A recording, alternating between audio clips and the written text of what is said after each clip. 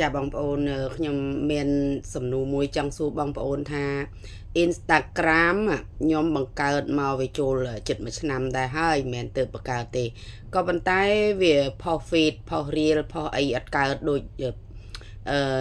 គេបងប្អូនខ្ញុំផុសអត់ចេញទេបងប្អូនសូម្បី story ក៏ផុសអត់ចេញដែរណាបងប្អូនតែវាចេញមកយើងដូចជាក្នុង Facebook ផុសអីយើងឲ្យយើងផុសចូល Instagram ក៏ប៉ុន្តែយើងផុសដោយខ្លួនឯងយើងផុសអត់ចេញនេះខ្ញុំឆ្ងល់បងប្អូនជួយអ្នកណាដឹងជួយណែនាំប្រាប់ផងថាតើយើងត្រូវខ្វះកន្លែងចន្លោះកន្លែងណាទើបអាចផុសបានដូចយើងផុស Facebook ចឹងណាបងប្អូនអ្នកណាដឹងពូកែខាងលេងផុសបង្កើត Instagram ហ្នឹង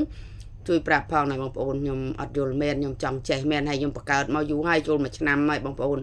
តែវាផុសអាស្អីផុសដូចយើងផុស Facebook ផុសអីអត់ចេញទេបងប្អូនតែ YouTube អីខ្ញុំផុសចេញធម្មតាហើយមានเพื่อนមានអីតិดตามអីធម្មតាអញ្ចឹងបងប្អូនក៏ប៉ុន្តែ Instagram គឺផុសអត់ចេញបងប្អូនអញ្ចឹងខ្ញុំចង់ធ្វើឲ្យគ្រប់ប្រព័ន្ធអាណាដែលថាបានលុយបានប្រយោជន៍ទោះបីជាមិនបានពេលហ្នឹងក៏ខ្ញុំខំព្យាយាមបងប្អូនណាអញ្ចឹងអ្នកណាដឹងអ្នកណាចេះអ្នកណាពូកែគឺជួយបញ្យល់ដល់នាងខ្ញុំម្នាក់ផងដែលខ្ញុំព្យាយាមចង់បានដោយអ្វីជាកម្លាំងញើសឈាមក៏ប៉ុន្តែខ្ញុំចង់បានចំណេះដឹងពីបងប្អូនដែលផ្ទាល់អ្នកណាបានយល់បានដឹងបង្កើត Instagram បែបណាឲ្យត្រូវស្តង់ដារជួយប្រាប់ខ្ញុំផងណាបងប្អូន